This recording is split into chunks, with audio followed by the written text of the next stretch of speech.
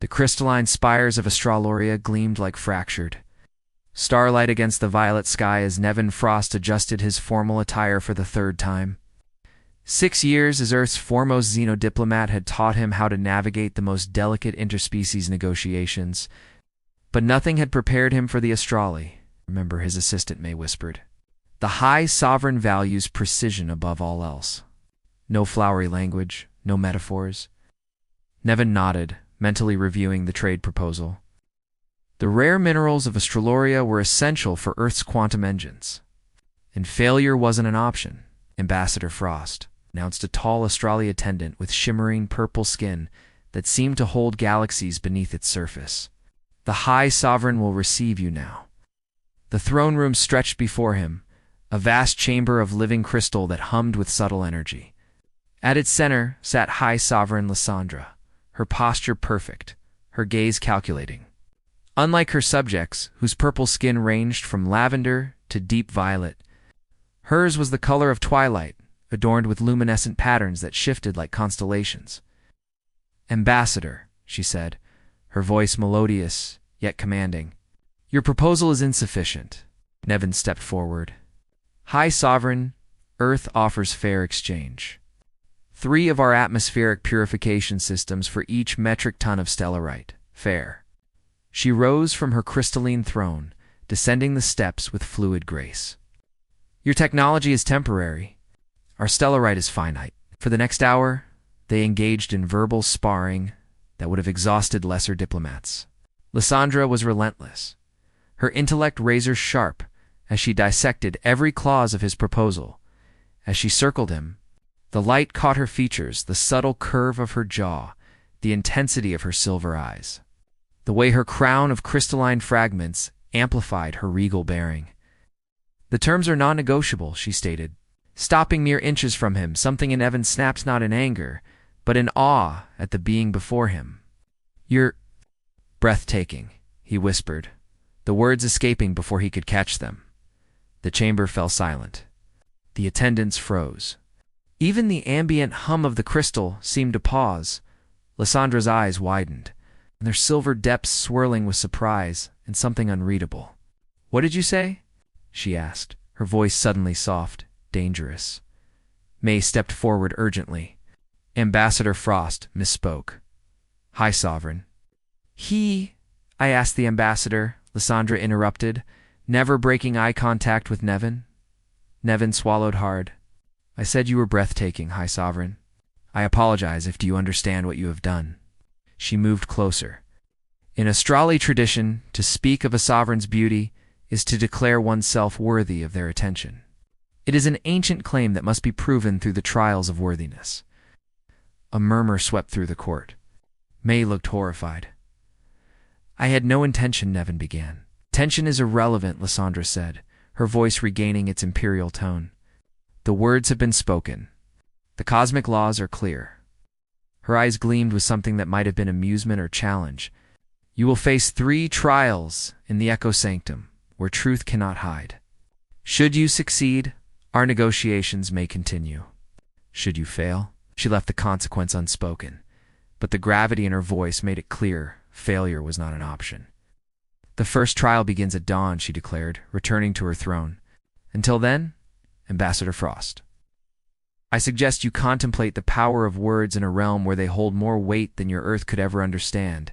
His guards escorted him out. Nevin caught Lysandra watching him with unmistakable curiosity.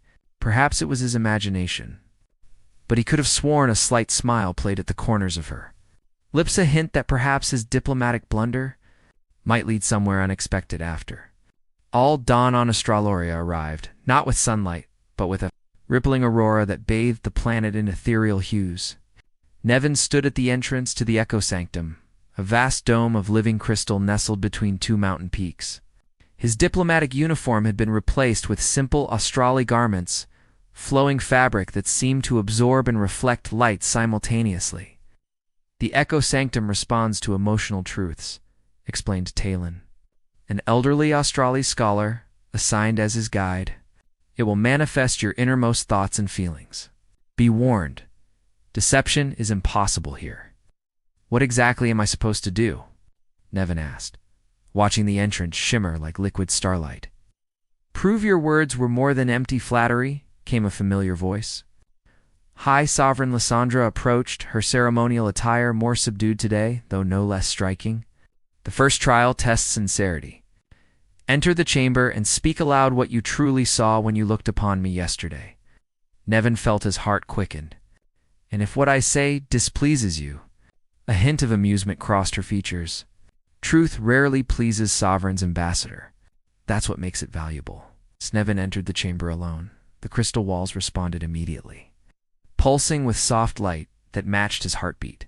The floor beneath him became transparent, revealing what seemed like endless galaxies swirling below. "Begin." Lysandra's voice echoed from somewhere unseen. Nevin closed his eyes, recalling the moment in the throne room. "When I looked at you," he said, his voice steady despite his nervousness, "I saw power, certainly, but not just the political kind.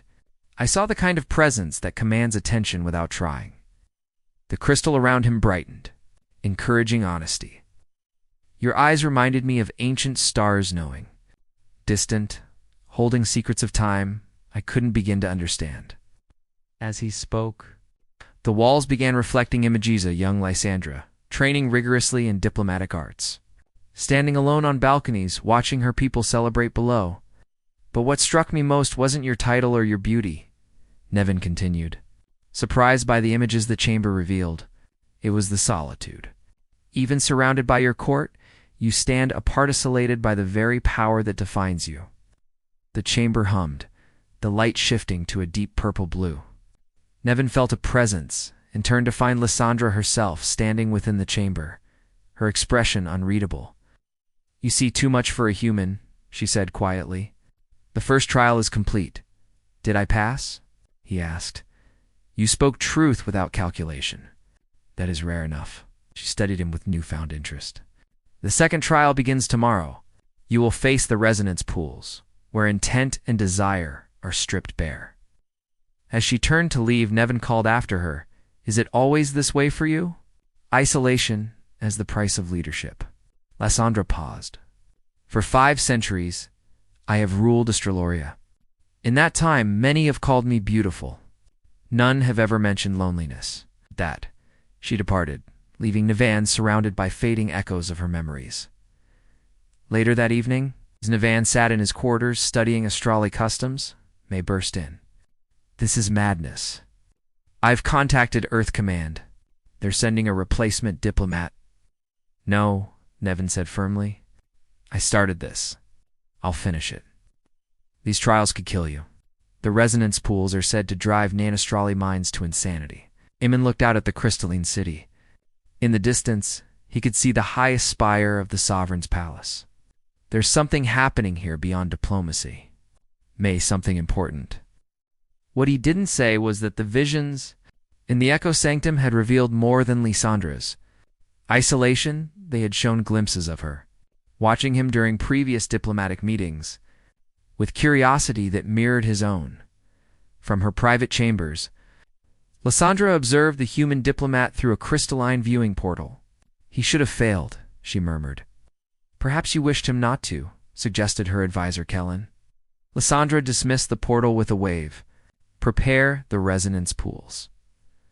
Tomorrow we'll see what truly drives this human's heart." As she turned away, Lysandra caught her reflection in the chamber's wall.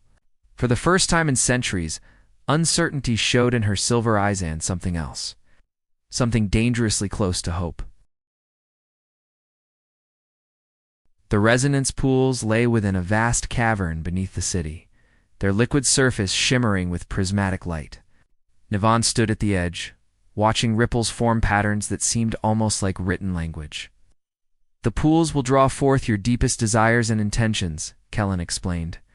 His tone was neutral, but Nevin had noticed the advisor's growing concern. "You must immerse yourself fully and then navigate to the center island. The path will form more dissolve based on the purity of your intentions."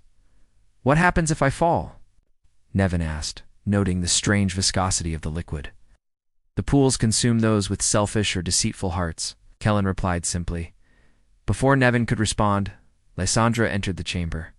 Today, she wore minimal adornments, her natural luminescence more visible without the ceremonial attire.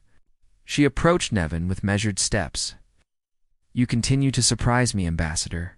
"Most would have withdrawn by now. Not known for backing down," he replied, earning a subtle curve of her lips that wasn't quite a smile. "The pools will reveal whether your words were spoken from genuine admiration or diplomatic manipulation," she said. "They will also show... She hesitated. "What you truly desire." Something in her tone made Nevin wonder if she was concerned about what the pools might reveal, not about him. But to him, with a steadying breath, Nevin stepped into the pool. The liquid was warm, clinging to him like silk as it rose to his waist. As he moved forward, platforms of solidified light formed beneath his feet, creating a path but only one step ahead at a time. Around him, the liquid began to take shape, forming scenes from his memories, his childhood on Earth's last unspoiled coast. His first diplomatic mission, moments of triumph and failure. But soon these images shifted, showing moments he'd shared with Lysandra, even passing glances. During formal functions that he hadn't realized she'd noticed, the path grew treacherous as the pools began manifesting his unspoken thoughts. His admiration for her strength, his curiosity about the woman behind the sovereign, his growing desire to know her beyond the constraints of their diplomatic roles. From her observation platform, Lysandra watched with widening eyes as the pools revealed the human's mind to her. There was desire there, yes, but not the shallow kind she'd encountered countless times before. His attraction was intertwined with genuine respect and fascination. "Extraordinary," Kellen murmured beside her. The pools show no ulterior motive. No desire for power or advantage. Lysandra felt something ancient and frozen begin to thaw within her. For centuries, she had maintained perfect composure, her emotions carefully controlled, as befitted an Australi sovereign. Yet watching Nevin navigate the manifestations of his own heart with such courage stirred something she had long suppressed. Halfway to the center island, Nevin encountered a manifestation that made him pause. An image of Lysandra, not as the sovereign, but simply as herself, laughing freely in a garden he didn't recognize. The yearning he felt to see that version of her was so strong that the pool around him surged, nearly dissolving his path. "Focus, Ambassador," Lysandra called out, her voice betraying concern.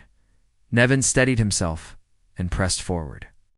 As he neared the center island, the pools revealed one final vision: Lysandra and himself, standing together on a balcony, neither as diplomat nor sovereign, but as equals, their hands nearly touching. When he finally reached the center island, Nevin was drenched and exhausted. The pools settled around him, her surface now calm and mirror-like. Lysandra approached across a bridge that formed as she walked. When she reached him, her expression was softer than he'd ever seen it. "You've passed the second trial," she said quietly, "though I'm not certain either of us expected what the pools would reveal." "Did they show you?" he began. "Everything," she answered, her voice barely above a whisper. "The final trial takes place tomorrow at midnight in the Chamber of Veils." She turned to leave, then paused. "Ambassador Nevin, what you saw, the vision of me in the garden, that was real. From before my ascension, centuries ago. I'd like to see that version of you someday," he said honestly. She looked back at him, vulnerability and longing briefly visible in her silver eyes. "Perhaps you already have." As she departed, Nevin realized something profound was happening, not just to him, but to Lysandra as well. Whatever began as a diplomatic misstep was evolving into something neither of them had anticipated. Something that transcended the boundaries of their worlds and positions in tomorrow night. In the mysterious Chamber of Veils, he would face the final trial, one that would determine not just his diplomatic fate, but perhaps the direction of his heart as well. The Chamber of Veils occupied the highest spire of the Australi capital, where the boundary between atmosphere and space grew thin. As midnight approached, Nevin stood alone in the antechamber, watching tendrils of cosmic energy snake across the violet sky through crystal windows. "The final trial is different," May explained, having reluctantly accepted Nevin's determination to complete the challenges. "According to what I've learned, The Chamber of Veils strips away all pretense, forcing you to confront your deepest fears and truths. Nevin nodded, strangely calm despite the gravity of the situation. And Lysandra? Will she be present? The High Sovereign observes from behind the veil of witness, May said. No sovereign has crossed that boundary during a trial in over 1,000 years. The massive doors to the chamber opened silently. Unlike the ornate architecture that dominated Astralorea, this room was stark and minimalist, a perfect sphere with a single platform at its center, surrounded by shimmering veils that shifted and moved like living things.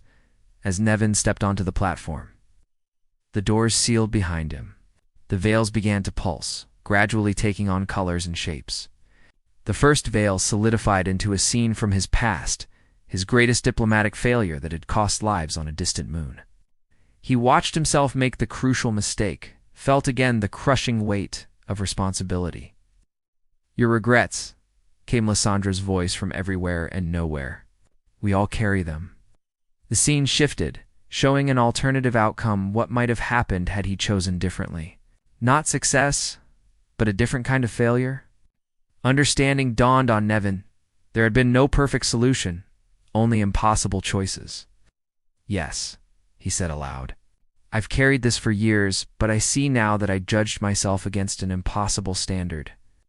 The veil dissolved, replaced by another that manifested his ambition, the drive that had pushed him to become Earth's youngest xenodiplomat, the desire to make a lasting impact on interspecies relations. But beneath that ambition lurked a deeper truth, a profound loneliness, not unlike what he had recognized in Lysandra. We are similar creatures, you and I, Lysandra's voice acknowledged, separated from others by the weight of our responsibilities. The third veil was different, instead of showing his past or motivations. It revealed Lysandra herself, not as she appeared now, but through the centuries of her long reign. Nevin watched her make difficult decisions, sacrifice personal happiness for her people, gradually isolating herself from emotional connection as the centuries passed and those she cared for aged and died. This isn't my trial anymore, Nevin realized aloud. You're showing me your story? The veil rippled, and suddenly Lysandra stood before him in the chamber. Having crossed the boundary no sovereign had crossed in a millennium. The trial works both ways, she said softly. It reveals the petitioner to the sovereign, but also the sovereign to herself. She approached him, the patterns on her purple skin glowing with increased intensity. For centuries, I convinced myself that isolation was the price of leadership, that emotional attachment was a luxury I couldn't afford. And now? Nevin asked, heart pounding as she drew closer. Now I find myself breaking ancient tradition, to stand before a human whose heart speaks more eloquently than any diplomat I've encountered in 5 centuries. Her silver eyes searched his. The final veil remains. It will show us what lies between us, the truth of whatever this is becoming. Together they turned toward the final veil, which shimmered between them like liquid starlight. As it materialized, both gasped at what it revealed, not just possibility, but probability. Themselves together, finding balance between duty and desire, creating something unprecedented between their worlds. I've never seen the veils predict a future, Lysandra whispered, her hand unconsciously reaching for his. When their fingers touched, the chamber erupted with light. The final veil didn't just show a possibility, it responded to one already forming. I think Nevin said carefully that sometimes even the oldest traditions must evolve. He gently intertwined his fingers with hers. I called you breathtaking because it was true, not knowing the consequences. But now, knowing everything, I would say it again. Lysandra's free hand reached up to touch his face, her expression vulnerable yet determined. The trial is complete, Ambassador Frost. You have passed. A smile unlike any he'd seen transformed her features. But I suspect neither of us will ever be the same. As the veils dissolved around them, they stood hand in hand on the platform. Diplomat and sovereign, human and Australi. Both suddenly aware that the greatest challenge lay not behind but ahead of them, bridging to worlds. Not just through politics, but through something far more profound. 1 month after the trials, Astroloria's twin moons aligned in a celestial event that occurred only once every 70 years. The capital city glowed with celebration as citizens gathered in crystal gardens and upon rooftops to witness the convergence. In the sovereign's private observatory, a transparent dome atop the highest spire, Lysandra stood alone, watching her world bathed in the silver-blue light of the aligned moons. She wore simple attire, her ceremonial regalia set aside for the evening. "I was told I might find you here," Nevin said, entering the observatory. The past month had transformed him. His skin now held a slight luminescence, an effect of the treatments that would extend his lifespan to match hers. Not immortality, but centuries rather than decades. Lysandra turned, her silver eyes softening at the sight of him. "The alignment is considered auspicious, a time when barriers between realms grow thin." "Appropriate," he replied with a smile, crossing to stand beside her. The negotiation for Stellarite had concluded weeks ago, but Nevin had remained on Astrolorea as an extended cultural liaison, a diplomatic fiction that fooled no one, but satisfied protocol. "The Council of Elders has concerns," Lysandra said, watching the moon's light play across his features. "They believe I've been compromised by foreign influence." "Have you?" Nevin asked, his tone light though the question was serious. "Thoroughly." Her lips curved upward, but not in the way they fear. "They worry about political manipulation. What's actually happened is far more subversive." "And what's that?" "I've remembered how to want something for myself." She moved closer, the patterns on her skin pulsing in harmony with her emotions, a display of vulnerability she once would have considered unthinkable. 500 years of perfect duty. Not once did I place personal desire above sovereign responsibility. Nevin reached out, tracing the constellation-like patterns on her arm. "And now I understand that isolation doesn't make a better sovereign. It makes a distant one." Her voice dropped to a whisper. "The Astrali believe emotional connection strengthens rather than weakens. I've denied myself that strength for centuries." Outside, the aligned moons reached their perfect conjunction, casting the world in brilliance. Inside the observatory, two figures from different worlds stood in their own perfect alignment. "I've been offered Earth's ambassadorship to Astroloria permanently," Nevin said. "I've accepted." "A diplomatic solution," Lysandra observed, a hint of amusement in her voice. "For now," he agreed, "though I suspect we're writing a new protocol altogether." Her hand found his. "The Astrali have a concept to verge. Two separate paths converge to form something stronger than either alone." "We have a similar concept," Nevin said softly. "We call it love." The word hung between them, neither diplomatic nor sovereign, simply true. "Your Earth phrase has merit," Lysandra acknowledged, drawing closer until their foreheads touched. The luminescent patterns on her skin brightened, extending slightly to dance across Nevin's skin where they connected. "So what happens now, High Sovereign?" he asked, his voice barely audible. "Now, Nevin Frost," she replied, "we create something unprecedented, a connection that bridges worlds." House. Her hands framed his face. "And you may call me Lysandra." As the moon's aligned light bathed them both, their lips met in a kiss that defied tradition, protocol, and the vast differences of their origins. The crystal observatory resonated around them, responding to the harmonized emotions that neither diplomat nor sovereign had expected to discover across the stars. Later that night, as they stood on the observatory balcony watching celebration lights across the city, Lysandra rested her head against Nevin's shoulder, a gesture of affection witnessed only by the stars. "I've negotiated peace treaties between warring worlds," Nevin mused, "but this may be my most challenging diplomatic assignment yet." "How so?" she asked. "Convincing the universe that the most powerful sovereign in the galaxy, as a human diplomat, can forge a path forward together." He turned to face her. "Though looking at you now, I can't imagine any other outcome." "Then perhaps," Lysandra said, her silver eyes reflecting the twin moons, "your diplomatic blunder was the most fortunate mistake in galactic history." Beneath them, the people of Astroloria celebrated the rare alignment that tradition held would usher in an era of unprecedented change.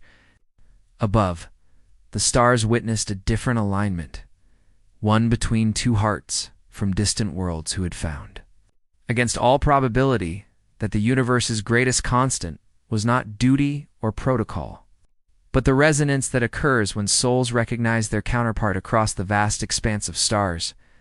And in the private garden of the sovereign's palace, crystalline flowers began to bloom out of season, responding to an emotion their world had not felt from its leader in centuries. Renewal had begun, not just for two individuals, but for worlds that would forever be connected by something more powerful than any treaty could capture, a love that transcended the boundaries of species, duty, and even time itself.